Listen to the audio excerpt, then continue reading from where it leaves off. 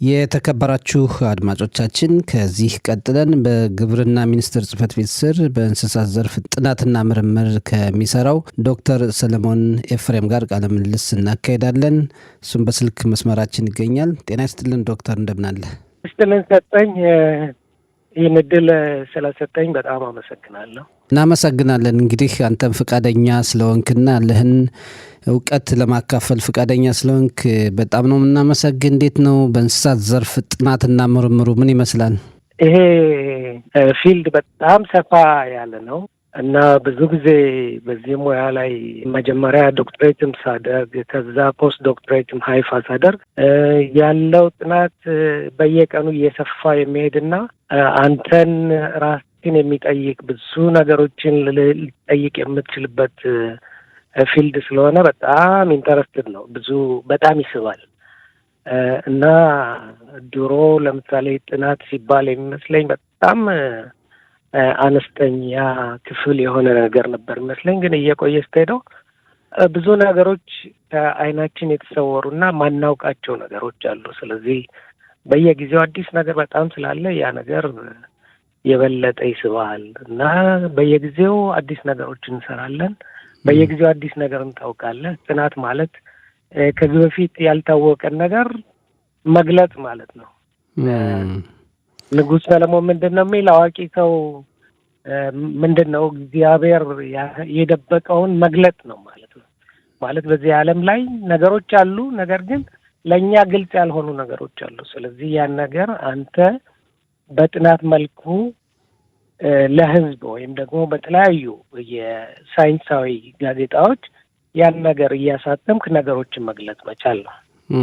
በጣም ጥሩ ነው። እንግዲህ ጥናትና ምርምር ብዙ መልፋትን መድከምን የሚጠይቅ ነገር ነው። እንደገና ደግሞ የምትፈልገው ደረጃ ላይ እስክትደርስ ድረስ አድካሚ ነው፣ መታገስን የሚጠይቅ ነው እና በትምህርት ዓለም ብዙ አልፈሃል። እርግጥ አሁን ለዛ ነገር አንተ ብቃቱም ስላለህ ነው። ግን እስኪ እንደው በአጠቃላይ ቶሎ ተስፋ ለምንቆርጠው እናንተ እዚህ ደረጃ ለመድረስ ያሳለፍከውን መንገድ እንደው ባጭሩ ከጥናትና ምርምሩና አሁን ካለው ነባራዊ ሁኔታ አንጻር ምክር ነገር ካለ። ዋው፣ በእውነት ጥሩ ጥያቄ ነው የጠየቀኝ። ምክንያቱም እኔ ለልጆችም የምናገረውን ነገር ነው በትክክል የጠየቀኝ። ወደዚህ አሁን ወደምሰራበት መስሪያ ቤት ስመጣ የመጀመሪያ ዲግሪ ነበረኝ እና እንዲያውም ለልምድ እንዲሆነኝ ነበር የመጣው። በወቅቱ ኢየሩሳሌም ነበር ምኖር። ስለዚህ በቃ የተወሰነች ጊዜ ሰርቼ ልምዱ ካለኝ በኋላ ወደ ሌላ ቦታ እቀይራለሁ ብዬ ነበር የጀመርኩ እና እዛ ከጀመርኩ በኋላ ነገሮች እየሰፉ ሲሄዱ እና ፍላጎቴ በጣም እየሰፋ ሲሄድ በዛው ባለሁበት ዲፓርትመንት ማለትም የተለያዩ ኬሚካሎችን በእንስሳ ዘርፍ ላይ በተለይ የምንበላቸው ምግቦችን በሚመለከት ስለዛ ነገር የሚመረምር ላቦራቶሪ ነበር እና የመጀመሪያ ዲግሪ ካደረግኩ በኋላ ሁለተኛ ዲግሪ ለማድረግ የነበረኝ አቨሬጅ ብዙም የመጀመሪያ ዲግሪን ስሰራ ብዙም አልተጨነቅኩም ነበር። ስለዚህ 78.4 ነበር። 78.4 ለሁለተኛ ዲግሪ ወደ ዩኒቨርሲቲ ስሄድ ከ80 በላይ አቨሬጅ እንደሚያስፈልገኝ ተነገረኝ። ስለዚህ የተወሰነውን ፓርት እንደገና ኮርስ ወስጄ ከ80 በላይ አቨሬጅ ካለኝ እንደሚቀበሉ ይነገሩኝ እና እዚህ ላይ ምንድነው ትዕግስት ያስፈልጋል። ከዛ በተወሰነው መሰረት የተወሰኑ ኮርሶችን ወስጄ የነበረኝ አቨሬጅ ከፍ ካለ በኋላ ለሁለተኛ ዲግሪ ተቀበሉኝ። ሁለተኛ ዲግሪ ወደ እየሰራው ስለሆነ የተማርኩ ወደ 3 አመት አካባቢ ፈጀ እና ልክ ሁለተኛ ዲግሪ ካደረግኩ በኋላ ይሄ ነገር በጣም ውስጤን እየገፋፋው መሄድ ጀመረ። በዚህ ላይ ብዙ ሰዎች አሉ ለእኔ ማደግ ወይም ደግሞ እኔ በዚህ ፊልድ ላይ የበለጠ ኃይሌን እንዳደርግ እና እንድጨመር ብዙ ሰዎች አብረውኝ ከጎን ያሉ እና እነዛ ሰዎችም ወደ ዶክትሬት እንድሄድ ይገፋፉኝ ነበር። እና ከዛ ዶክትሬት ሲሄድ በአንደኛ ዲግሪ ያደረግኩትን ስህተት በሁለተኛ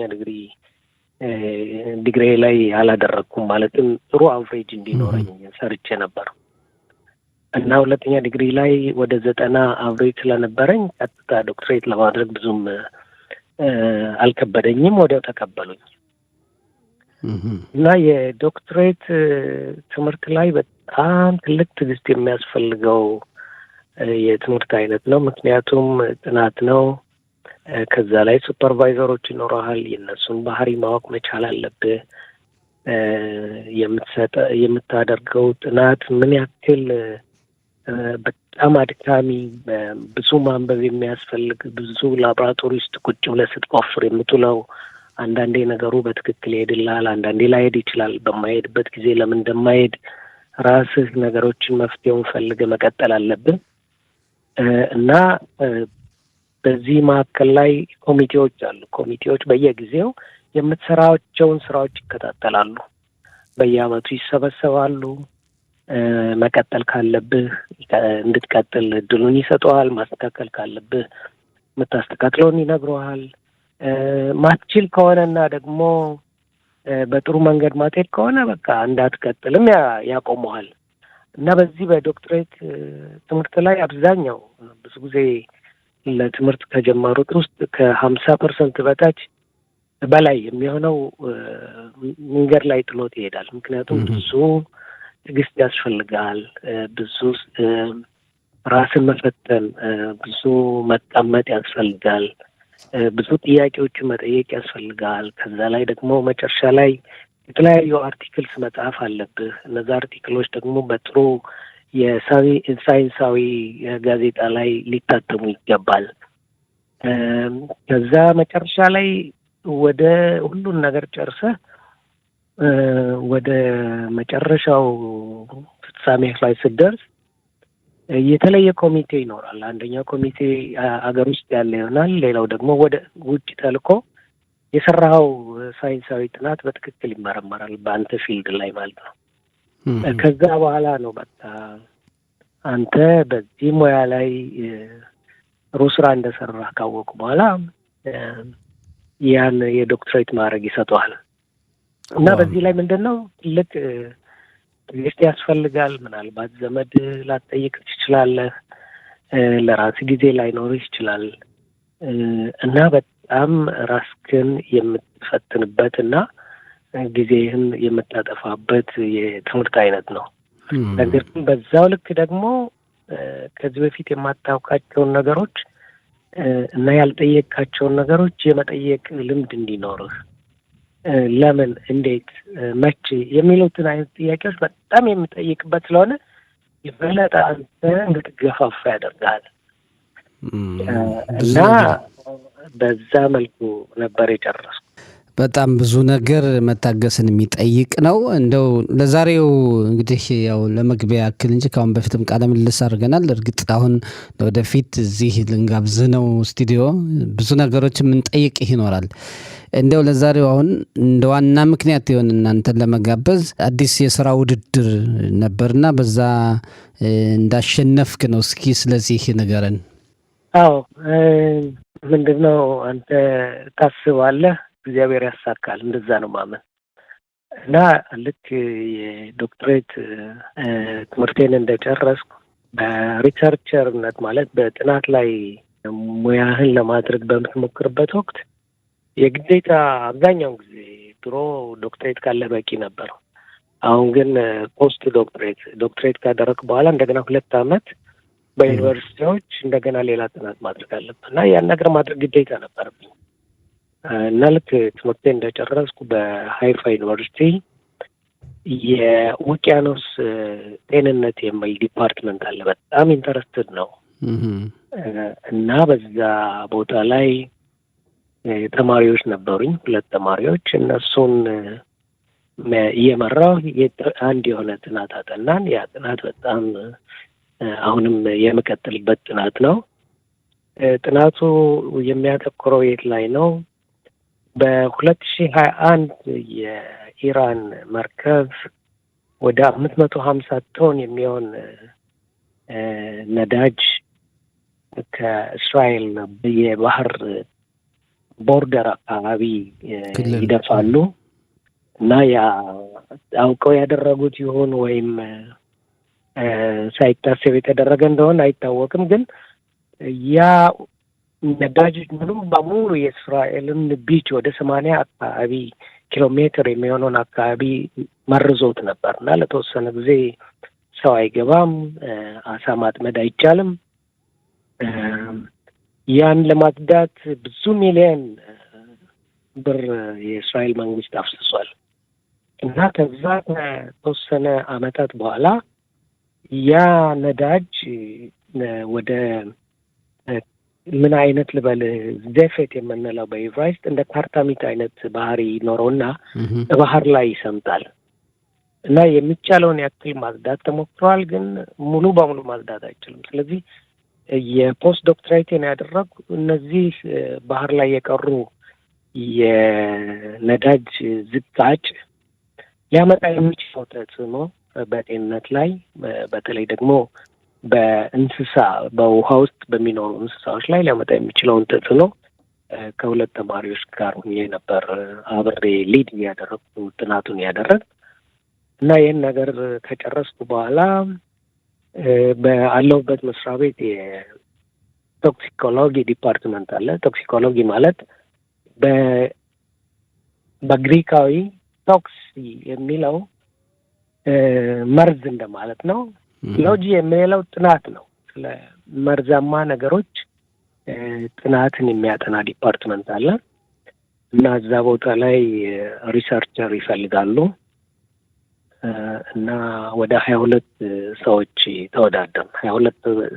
22ታችንም ዶክትሬት እና ከዶክትሬት በላይ ያለን ነበር እና ያ ነገር ኦልሞስት ወደ 7 ወር ነው የፈጀ። ማለት ሪሰርቸር ለመሆን በጣም ብዙ ፕሮሰስ አለው እና የተለያየ ባዕዳ አለ። ባዕዳው ከ22 ወደ 12 ከ12 እንደገና ወደ 3 ቀረ፣ ወደ 6 ወረድ፣ ከ6 3 ቀረን። ከዛ በኋላ ከ3 2 ቀረን። ሁለታችን በትክክል ፊልም መዋጋት ማለት ነው እና የተለያዩ ጥናቶችን ታቀርባለህ። ብዙ ጥያቄዎች ይጠይቀዋል። ያ ከሆነ በኋላ መጨረሻ ላይ በዚህ ሙያ ላይ ማለትም ሪሰርቸር እንደሆን ተቀበሉኝ እና ያን ይመስላል እና እንግዲህ አትሊስት 1 ወር በኋላ ወደዛ ዲፓርትመንት አልፋለሁ። ዋው በጣም ደስ የሚል ነው። ስለዚህ አሁን ያደረጋችሁት ጥናትና ምርምር የዛን የውቅያኖሱን የተመረዘውን አካባቢም መፍትሄ ሊያገኝ የሚያስችል ነው ለወደፊት እንግዲህ። አዎ በትክክል ብዙ ጊዜ ምንድነው መሰለኝ አሁን የምንመለከተው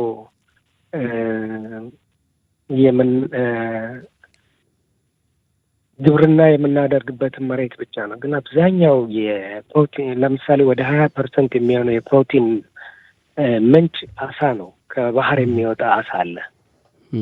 ከዛ ላይ ባህር በጣም ብዙ ጥቅም አለው። ምክንያቱም ባህር ባይኖር ኖሮ የመሬት ሙቀት በጣም ይጨምር ነበር። ምክንያቱም የፀሐይን ጨረር ወደ ውስጡ አስገብቶ ወደኛ እንዳይወጣ የሚያደርግ ባህር ነው። ነገር ግን ይሄ ነገር ውቅያኖሶች በተለያዩ መርዛማ ነገሮች ወይም ደግሞ ኬሚካሎች መታጠር ሲጀምሩ ስራቸውን እንዳይሰሩ ታደርጋለህ።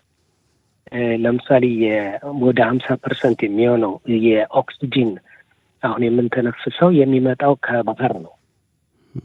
የተለያዩ 80% የሚሆነው ካርቦን የምንላቸው ኦርጋኒክ የምንላቸው ነገሮች እንደገና ሪሳይክል የሚያደርጉት ባህር ላይ ነው እና ከዚህ በፊት ለባህር የሚሰጠው የጥናት ቦታ ብዙም ሰፊ አልነበረም። አሁን ግን በጣም በጣም ታዋቂነት ያገኘ ፊልድ ነው። እኔም በእውነት ለኔም ራሱ አዲስ ስለነበር በጣም ኢንተረስትድ ሆኜ የሰራሁት ስራና ለወደፊትም አብሬ ይህን ጥረት የምቀጥልበት ፊልድ ነው። በጣም ጥሩ ነው። ለወደፊት እኛም ያው እንግዲህ ከስቱዲዮ ስትመጣ በጣም በጣም ብዙ ጥያቄ ይጠብቃል። ያኔ ተዘጋጅተና ጥሩ ነው። በጣም ደስ ይላል። ለወደፊትስ በምን እንጠብቅህ? በዚሁ በምርምርና ጥናቱ መቀጠል ነው? እንዴት ነው? እስኪ ባጭሩ። አዎ አሁን ምንድን ነው መሰለህ ብዙ ጊዜ ከዚህ በፊት ከነበረኝ ኃላፊነት የአሁኑ ኃላፊነት ለየት የሚያደርገው ሪሰርቸር ስትሆን አንተ ነህ ባለቤት ለምትሰራቸው ጥናቶች ወይም ደግሞ አንዳንድ ተማሪዎችን የመውሰድ እና የማስተማር ጥናቶችን ወደምትፈልገው ፊልድ የመምራት ነጻነት ይኖርሃል። ስለዚህ የተወሰኑ አጀንዳዎች አሉኝ በእኔ ሰራቸዋለሁ ብዬ ያሰብኳቸው እና እንግዲህ እግዚአብሔር በሚፈቅደው መሰረት እነዛን ነገሮች እኔን መክፈል ጥናት ላይ የሚያተኩሩ ሰዎች ጋር በመሆን ከዛ ላይ ደግሞ የተወሰኑ ተማሪዎችን የሁለተኛ ዲግሪ ተማሪ ሊሆን ይችላሉ ወይም የዶክትሬት ተማሪ ሊሆን ይችላሉ። እነሱን ወደ እኔ ዲፓርትመንት በማምጣት እነዛን ሊድ የማድረግ ሁኔታ እነሱን በምፈልገው ፊልድ ላይ ጥናት እንዲያደርጉና ትምህርታቸውን እንዲጨርሱ ከዛ ላይ ደግሞ አዲስ ግኝቶችን በተቻለ መጠን ወደ ሳይንሳዊ ጋዜጣዎች ማውጣት ነው። እንግዲህ እስካሁን ባለኝ ጊዜ ውስጥ ወደ 7 የሚሆኑ ሳይንሳዊ ጋዜጣዎችን ጽፌያለሁ። 3 አሁን ለእትም የሚቀርቡ አሉ። ሳይንሳዊ ምርምሮችን ነው። አዎ በጣም የሚገርም እዛ ላይም ብዙ ፈተና አለ። አንተ አንድ ሳይንሳዊ ምርምር አድርገህ ከዛ በኋላ ያን ነገር በተለያዩ ጋዜጣዎች ሳይንሳዊ በሆኑ ጋዜጣዎች ላይ ለማሳተም በምታደርግበት ጊዜ ልክ ትምህርት ስማር እንደነበረው ብዙ ጥያቄ አለ። በትክክል ለመስራት አለመስራት ምናምን ኮሚቴ አለ። ያን ነገር አይቶ ነው ከዛ በኋላ ነው ለዓለም ያ ነገር እንዲወጣ የሚያደርጉት እና የምንሰራው ስራ ለእኛ ብቻ ሳይሆን ሌላም ሰዎች እንዲጠቀሙ። ለምሳሌ እኔ ከዚህ በፊት ያደረግኩትን ሪሰርች ለመቀጠል የሚፈልግ ሰው ካለ እኔ የሰራሁትን ስራ ተመርኩዞ መሄድ ይችላል ማለት ነው። ስለዚህ ምንድነው የሪሰርች ወይም የጥናት ትልቁ ስራ አንተ የራስህን በረከት ለዓለም ታካፍላለህ። ያወቀውን ነገር ተወረውራለህ ማለት ነው። ያ ነገር ደግሞ ለአንተ ውስጣዊ ደስታን ይሰጣል። ብዙ ጊዜ የመንፈስ እርካታ የምታገኘው ብዙ ብር ስላለህ አይደለም። የምትሰራው ስራ ሌላን ሰው መቀየር ይችላል ወይ? ለምሳሌ በእኔ ላይ ስታይ እኔ ልጆቼ ላይ ተጽዕኖ ማድረግ ከቻልኩ እና ከተወሰኑ ወጣቶች የእህት ልጆች የወንድሞቼን ልጆች ላይ ተጽዕኖ ማድረግ ከቻልኩኝ ለእኔ ትልቁ ደስታዬ ነው። ለምሳሌ ትልቋ ልጅ አሁን የመጀመሪያ ዲግሪዋን ጨርሳ ሁለተኛ ዲግሪ ኦልሬዲ ትጀምራለች በቅርቡ። ስለዚህ እኔ እንዳልኩ ከማደርገው ስራ ወይም ደግሞ ካለኝ ሙያና ቦታ ለእኔ ብቻ ሳይሆን ለሌላውም ማድረግ ስትችል የበለጠ ውስጥህ መንፈሳዊ እርካታ ይኖራል። በጣም ስለዚህ ያን ይመስላል እንግዲህ ለወደፊት። በጣም ደስ የሚል ነው። እንግዲህ ጥያቄዎችን በሂደር እናስቀምጣቸው። እንደው መጨረሻ የምታስተላልፈው መልእክት ካለ? መጨረሻ ማለት የምፈልገው ምንድነው መሰለህ፣ እኔ እንደ ማንኛውም ኢትዮጵያዊ በልጅነቴ ደህና በቃ ጥሩ እድገት የነበረኝ ከዛ በኋላ አባቴ ከሞተ በኋላ በቃ ይሄ የበታች የምትላቸው ክፍል ሁኜ ያደግኩ ሰው ነኝ። ከዛ በኋላ በብሔራዊ ውትድርና 2 ቆስዬ ከቁስል አገግሜ ነው ወደዚህ ሀገር የመጣሁ እና ከዛ ትልቁ ነገር ምንድነው መሰለህ ተስፋ ለመቁረጥና ስላለሁ ብሎ መቀጠልን ነው ማሳየት የምችል። ምክንያቱም ብዙ ጊዜ አንድን ነገር ላለማድረግ ብዙ ምክንያቶች ይኖሩናል። ነገር ግን ያን ምክንያት ወይም ደግሞ ሊጎትቱህ የሚችሉ ሰዎችን ከመቅረብ የበለጠ አንተን ሊገፋፉ የሚችሉ ሰዎችን መቅረብ በጣም አስፈላጊ ነው።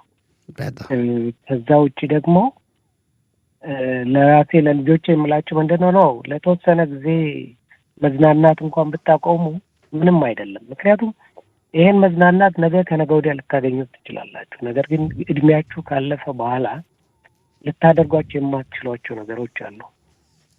ስለዚህ ብዙ ጊዜ ማሰብ ያለብን መጥፎዎችን ነገር ሳይሆን ይቻላል የሚለውን ነገር ነው። እችላለሁ። ሁሉም መጥፎ ሰው ነው ማለት አይደለም። ጥሩ ሰዎችም አሉ፣ ደግ ሰዎች አሉ ሊደግፉ የሚችሉ። ስለዚህ የራሳችን ብቻ ኢፈርት ወይም ደግሞ ራሳችን የምናደርገው ጥረት ብቻ ሳይሆን አካባቢያችንም የሚያቅፈን አካባቢ በጣም አስፈላጊ ነው። ስለዚህ አካባቢያችን ማወቅ ያስፈልጋል። ከማን ጋር እንደምንሆን ማወቅ ያስፈልጋል። ከዛ ላይ ደግሞ ብዙ ነገር ጥረት ማድረግ የሚያስፈልግ ከሆነ ጥረት ማድረግ ያስፈልጋል። ያ ከሆነ ሰዎች የሚወስኑት ነገር እንዳልሆነ ነው በእኔ ሂደት የማየው። እግዚአብሔር ነው የሚወስን። ገባ? ያንተን ጥረት ካየ በኋላ ሰዎች በአንተ መንገድ እንዲሄዱ ያደርጋል። ስለዚህ እኛ ማድረግ ያለብን የራሳችንን መሞከር አለብን። የራሳችንን እችላለሁ ብሎ መግፋትን ማወቅ አለብን። የራሳችንን ከተለያዩ ነገሮች የመቆጠብ ባህሪ ሊኖርን ያስፈልጋል። እናም ያ ነገር ከሆነ ሰለሞን እዚህ ደረጃ መድረስ ከቻለ የእኔ ልጆች ሊኖይ፣ ኤታን፣ ይታይ ሌሎችም ቢሆኑ ላይደርሱበት የሚችሉ ምክንያት የለም። በጣም ስለዚህ ለትውልድ ማስተላልፈው ምንድን ነው? እኔ ብዙ ጊዜ ወጣቶችን ሳገኝ ይሄን ነው የምናገር። በእድሜ ከነ በጣም ያነሱትን ትችላላችሁ እና ይሄ ነው ትልቁ ምክሬ። ማንኛውም ሰው ፍላጎት፣ ህልም ካለው እና በዛ ነገር ተቀጠለበት ሊደርስ ይችላል። በጣም ልክ ነው። በጣም እንግዲህ የበለጠ የህይወት ልምድህን እንድታካፍለን እንጋብዛለን።